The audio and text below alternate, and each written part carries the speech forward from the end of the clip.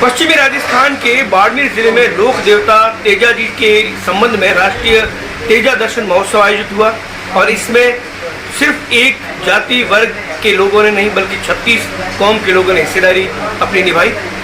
आयोजकों से बात करते हैं कि इस आयोजन के पश्चात भविष्य के लिए उन्होंने क्या रणनीति बनाई है कि किस तरीके से महापुरुषों के विचार समाज में आगे से आगे बढ़ते रहे। पेमाराम भादु है हमारे साथ, उन्हीं से बात करते हैं। सर, सबसे पहले तो आपसे ये जानना चाहेंगे कि ये जो 5 दिवसीय आयोजन हुआ, ये इस आयोजन की संपन्न होने के बाद क्या मन में उद्गार आ रहे हैं? सबसे पहले बोली वीर तेजा जी महाराज की जय।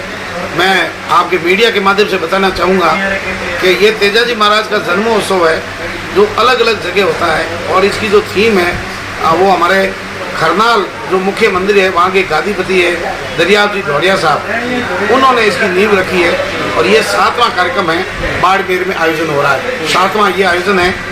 इसके पीछे थीम ये थी कि तेजा जी महाराज ने जब बलिदान दिया तो निस्वार्थ भाव से दिया, गुजरी की गायों के लिए दिया और वचन दे दिया था कि मैं तेरी गायें वापस लाके दूंगा।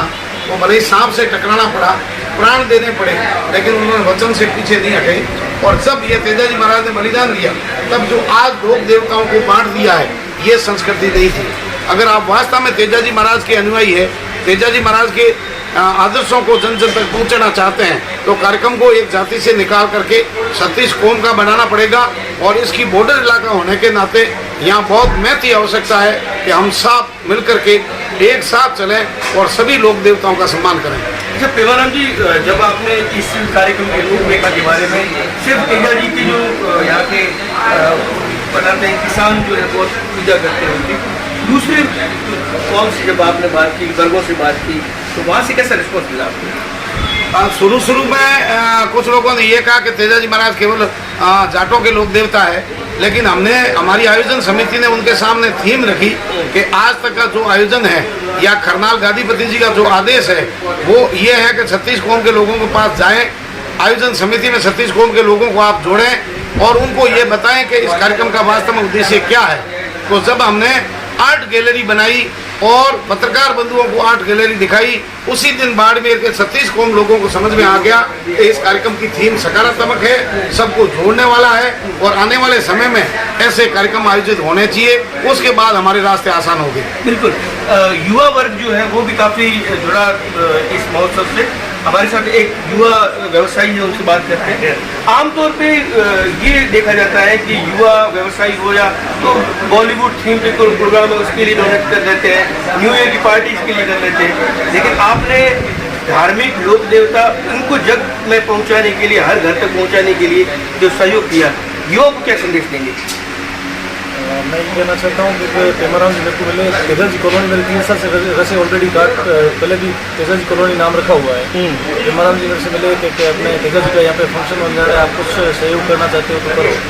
तो मैं अपने आप आदेश कर देना, जो भी होगा मेरे से मैं करूँगा। और युवाओं के लिए ये संदेश है कि अपनी जो संस्कृति को छोड़ के अपने पाश्चात्य संस्कृति में जा रहे हैं वो अपने लिए इन फ्यूचर बहुत नुकसानदायक होगा, अपने हर समाज के लिए बहुत प्रॉब्लम क्रिएट होगा। बिल्कुल।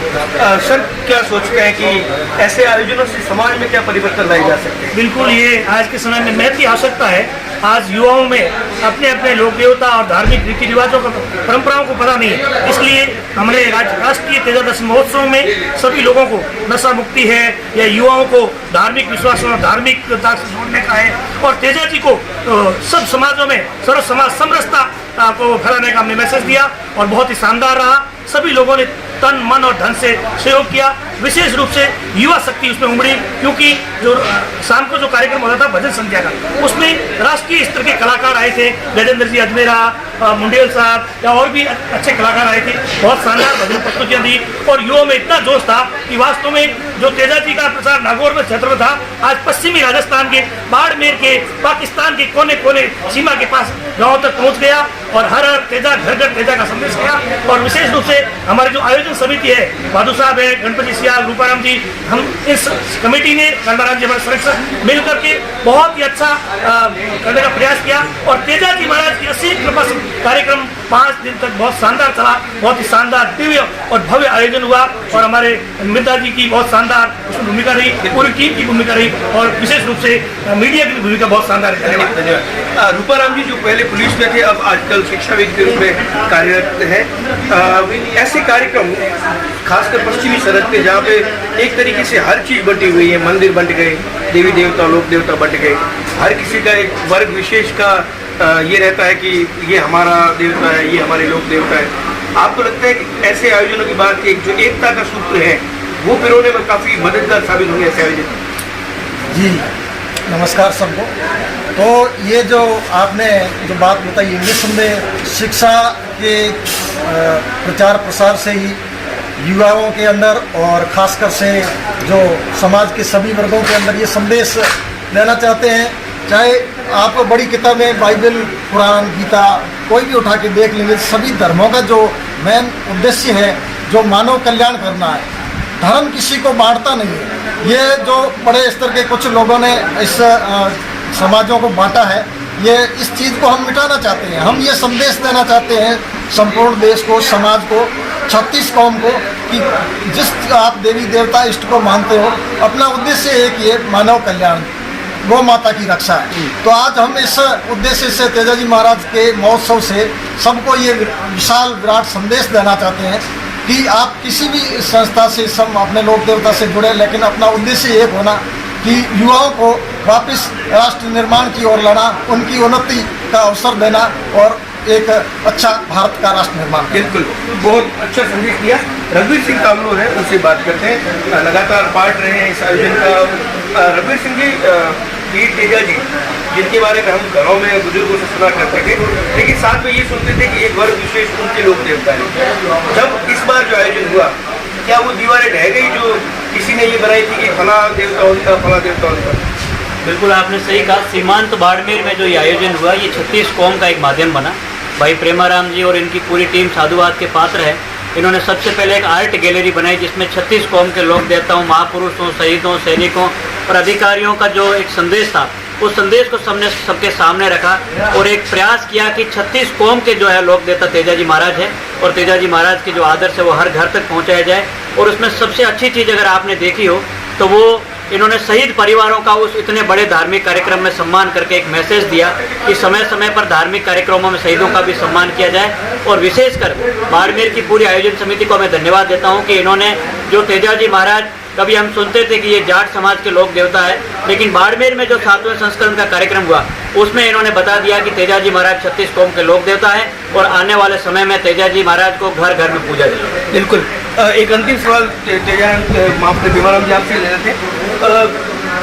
जो स्मारिका का आज लोकार्पण किया गया, इसमें सभी वर्गों के लोगों को एक मंच दिया गया कि आप भी कुछ लिखें, तो क्या स्मारिका में किन चीज़ों को संग्रहित किया गया, किस तरीके से इसे सभी लोगों को जोड़ा गया? हमने बाड़मेर के तेजाजी से संबंधित साहित्य जो भी लिखता है, दीप सिंह जी रंडा का भी है, तो महादान सिंह जी बाड़ साहब ने कविता लिखी उनकी भी है। तो हमने तेजाजी और जाट समाज के महापुरुषों के साथ में बाड़मेर के पूज्य तन सिंह जी का भी लेख उसमें शामिल किया। बाड़मेर के लोगों को हमने आमंत्रित किया था कि जिन लोगों ने भी जन जागृति फैलाई है, सामाजिक समरसता का जिनका नाम है, जिनके पीछे लोग हैं, उन सबको स्मारिका में शामिल करके एक पुस्तिका का रूप देते हुए, क्योंकि इस पुस्तिका का लेखन का जो श्रेय है वो भी तातर साहब को जा रहा है। तो यहाँ इस पुस्तिका से, इस आयोजन से ऐसा कहीं नहीं लग रहा है कि इसमें केवल एक जाति का कार्यक्रम है या लोक देवता एक जाति के।